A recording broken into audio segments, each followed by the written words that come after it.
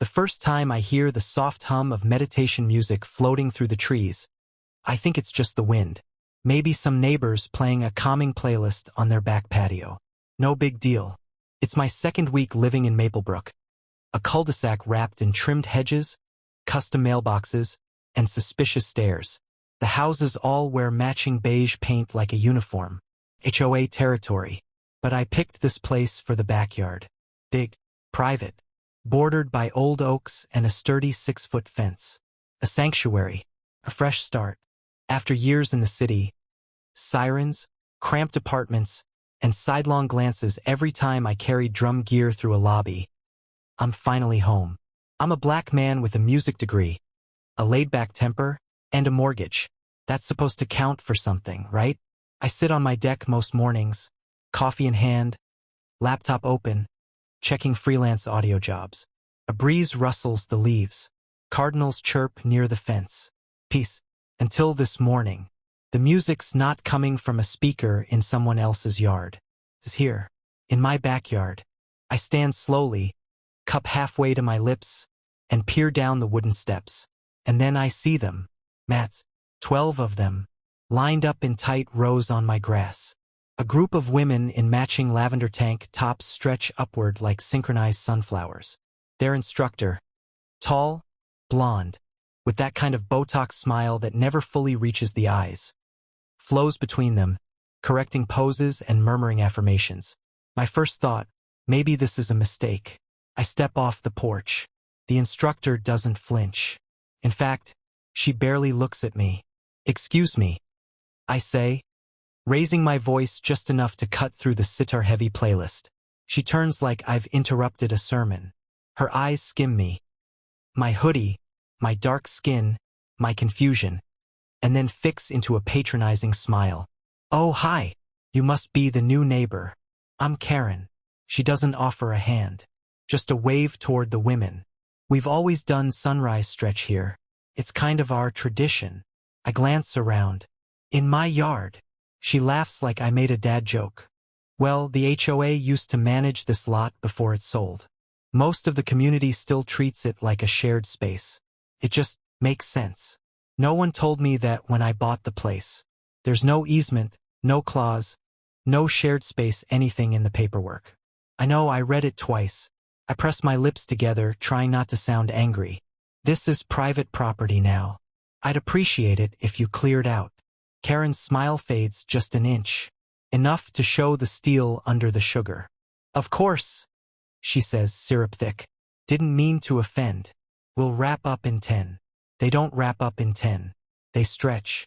They chant. They leave behind footprints, a banana peel, and the faint scent of lavender and arrogance. As I stand at my window later, watching them file out through the side gate I didn't even know was unlocked, a thought settles in the back of my mind like a storm cloud. This isn't over. It starts happening every other morning. Same time just after sunrise. Same playlist of ethereal flutes and softly spoken mantras. Same pastel army of women flowing through downward dog poses like they're performing sacred rites. Only now they don't wait to be caught. They expect to be there. I keep thinking it's a misunderstanding. Some leftover confusion from the property sale. Maybe Karen just needs time to adjust to the new owner. Maybe a polite reminder will fix it. So I put up a sign, private property. No trespassing. Next morning, they're back.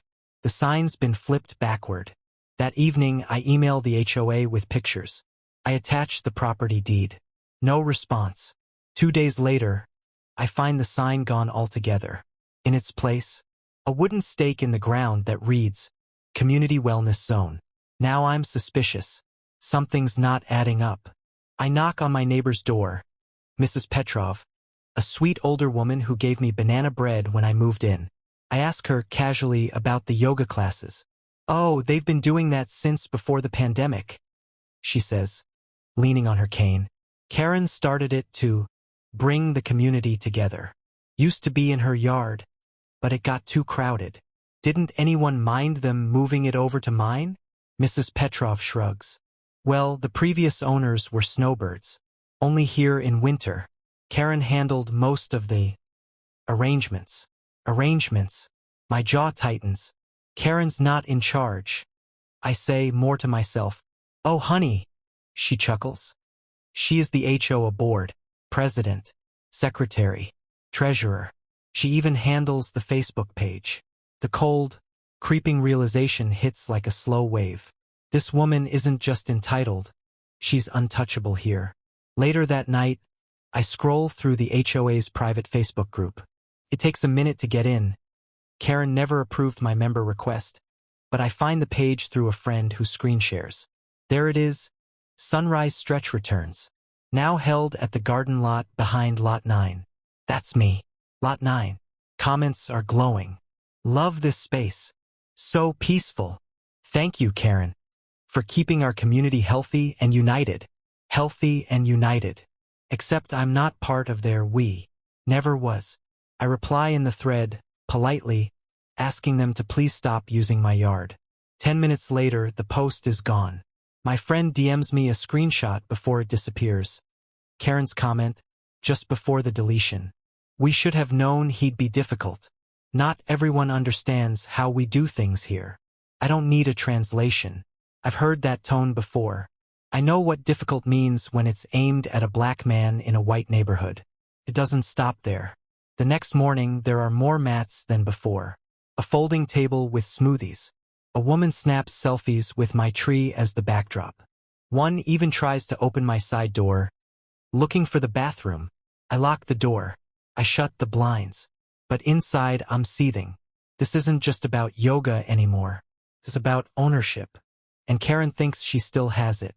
The next time I confront her, I don't bother being polite. I step outside mid-pose, hers, not mine. Cut through the music with a Bluetooth speaker of my own and drop the bass line of a hip-hop instrumental hard enough to make heads whip around. Karen turns, arms still in Warrior 2, jaw clenched. Can I help you? You can get off my property.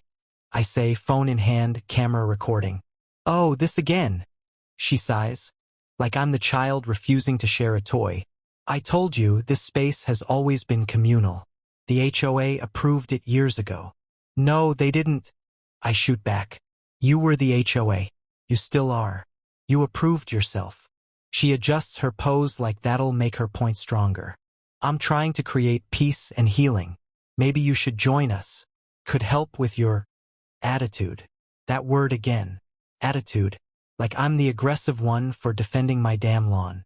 I've asked you to leave. I've posted signs. I've filed complaints. You're trespassing. Karen smiles, stepping off her mat. And I've had 0 complaints from the rest of the neighborhood. They're grateful. You're the only one making this an issue. You mean the only one not white? I snap before I can stop myself. Her smile cracks, just for a second, but she regains it, smoothed over with that faux spiritual calm. You're reading into things, she says coolly. We're a community. You're just not adapting. That night, I check the HOA covenants again. Line by line. No clause gives them access to my property. Nothing about shared green space. I even call the title company twice. They confirm it's my land. Fully deeded. Fully private. So I call the city zoning office. I ask about permits. I ask about code. I ask about how many people you're legally allowed to gather on private residential property without a permit. 10. The guy says, any more than that regularly, and you need event approval. Karen's class averages 15. I post a sign again. Bigger. Private property. Trespassers will be reported. I install a camera on the deck and another in the window facing the yard.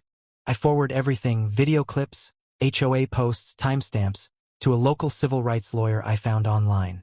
I've seen this before, she tells me on our first call. Classic power maneuvering. It's not about yoga. It's about control. And race always finds a way to sit in the center. By the end of the week, I'm done being quiet. I put a speaker on my porch. I program it to autoplay metal music if motion is detected between 6 to 9 a.m. The next morning, Karen's group arrives. The speaker flares to life. Double bass drums, screeching guitars, and guttural vocals so loud a few women scream. Karen storms to my porch mid-chorus, nostrils flaring. You're being hostile. This is a neighborhood. You're trespassing, I say calmly, lifting my phone to record. And I've already filed a noise complaint against you. Every video, every post, every email. I've got it all. I've even filed with the city for unpermitted events. She blinks, caught off guard for the first time. But it doesn't last.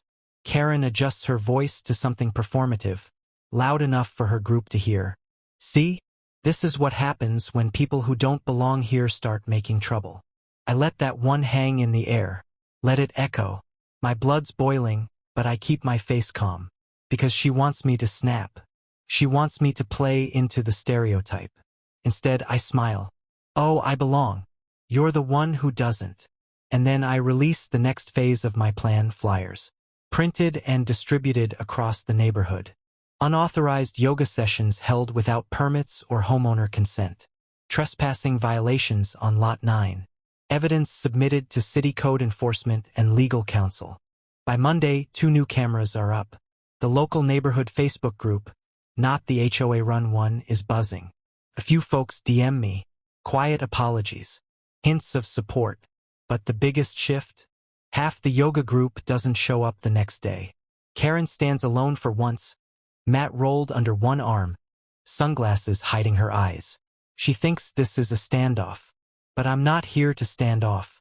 It's Thursday. Clear skies. The kind of morning that would be perfect for peace and quiet. But Karen shows up anyway. She's not alone. This time, she brings a clipboard, a smug smirk, and 2 men in navy polo shirts marked HOA Compliance Patrol. They look like retired gym teachers playing mall cop. They stride through the gate like they own the place. Again, I'm already outside. Chair on the porch. Coffee steaming beside me. Phone recording in my lap. The speaker's silent, but it's ready. I've been waiting for this. Karen's wearing aviators and a pink hoodie with Maplebrook HOA embroidered in cheap gold thread. She doesn't even acknowledge me until she plants her mat dead center on my grass. Well, she chirps. Glad you're finally up for a civil conversation. You're trespassing again. She gestures to the clipboard. Actually, I'm here in an official capacity. As acting HOA president, I filed a complaint against you for noise violations, community disturbance, and harassment. I blink. Harassment.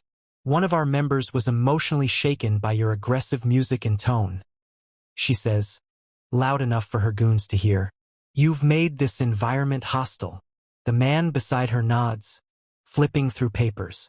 This residence is in violation of Section 4, subsection C, nuisance behavior. I stand, slow and calm. You're quoting bylaws written when you were the only person on the board. They still apply, she snaps. No, they don't. Karen scoffs. You really think a couple noise complaints and your little online temper tantrum are going to change anything? She steps closer, lowering her voice but not her condescension. Let me give you some advice. If you want to fit in here, stop acting like the rules don't apply to you. This is Maplebrook. We have standards. And there it is. The mask slipping. The venom under the vanilla. But I just smile and nod toward the camera above the door. You're being recorded. And for the record, the real rules, the legal ones, are about to apply to you. Karen waves it off. City Code Enforcement already dismissed your nonsense. No one's going to take your side over mine. I reach down and pull out a small folder. Printed screenshots, dates, times, footage stills. Actually, I say, flipping it open. They didn't dismiss anything. They forwarded it to zoning, to public safety, and now to the city council. Karen's smile starts to twitch. I filed for a cease and desist on unauthorized events. I sent your Facebook posts, your deleted comments, the footage of you flipping my signs and calling my yard a wellness zone. You held gatherings over capacity limits without permits. That's 2 zoning violations and a public nuisance complaint. Her eyes dart to the clipboard, then back to me. I'm not done. And here's the fun part. 3 of your former yoga attendees emailed me anonymously. Screenshots of your group chat. Messages where you said, and I quote, he'll back off once he realizes this isn't his kind of neighborhood. I step forward now, letting my voice rise just enough to cut the morning stillness. You trespassed. You tampered with my property. You tried to humiliate me, but you made one mistake. She opens her mouth to retort, but I cut her off. You assumed nobody would believe me, that I'd be the problem, that if you smiled and used soft words, no one would see what you were really doing. The two HOA officers look uneasy now. One glances at the camera. The other pretends to check his phone. Karen's voice sharpens. You think a few complaints and conspiracy theories are going to change this neighborhood? I've built this community. I've led it for years. And that's the problem, I say. Because you think leadership means ownership. I hold up the final page. An official letterhead. The City of Refries. A copy of the zoning violation. Her eyes scan it, and for the first time I see real panic. This is a warning, I say calmly. Next time you set foot on my property without permission, it won't be a complaint. It'll be charges. Karen backs up a step. Silent. I let the silence sit. Let it burn. Because for once, she has nothing to say. Karen doesn't show up the next morning. Or the one after that. For the first time in weeks, the backyard is still. No lavender mats. No flute music. No unsolicited OM chants echoing through my windows. But I'm not celebrating yet. Because I know people like Karen don't back down, they regroup. And on Saturday morning, I find out just how far she's willing to go. A knock slams on my door around 8 a.m. I open it to see two uniformed officers. Real ones this time. Standing on my porch. Are you Mr. Langston? I nod, cautious. Yeah, what's this about? We received a report that you've been engaging in targeted harassment of an HOA officer, including intimidation and creating an unsafe environment. I blink. Karen called the police on me? The officer holds up a tablet, showing a complaint file. Ms. Halbert claims you threatened her safety, disrupted community wellness events, and posted defamatory content targeting her position on the board. I exhale, slow and controlled. Do you have a few minutes? Because I have receipts. I invite them in and pull up everything. The camera footage. The sign vandalism. The group chat screenshots from her former yoga members. The zoning violation letter. Even the clips of her own words, spoken with that smug little smirk. He'll back off once he realizes this isn't his kind of neighborhood. The younger officer's face goes tight when he hears that. She said that. Clear as day. I nod. And there's more. I show them the deleted HOA forum posts I had archived. The ones where she claimed the yard was unused common land. And others chimed in, only to backpedal once I posted my deed. Is that why she brought her fake compliance patrol the other day? The older cop asks, brow raised. Yep, and I've got that on video too. The two step outside for a minute, then come back with a new tone. We appreciate you being thorough, Mr. Langston. Based on what we've seen, this looks like a civil abuse of power and possibly false reporting.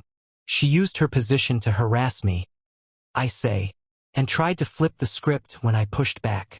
The officers nod. She's not the first entitled HOA president we've dealt with. The younger one mutters. But she might be the most bold. By Monday, the fallout begins. I post a compilation video to the neighborhood Facebook group, not the HOA one, the real one. I don't add commentary, just clips. Karen ripping down my signs. Karen saying, this isn't his kind of neighborhood. Karen parading around with her fake compliance squad.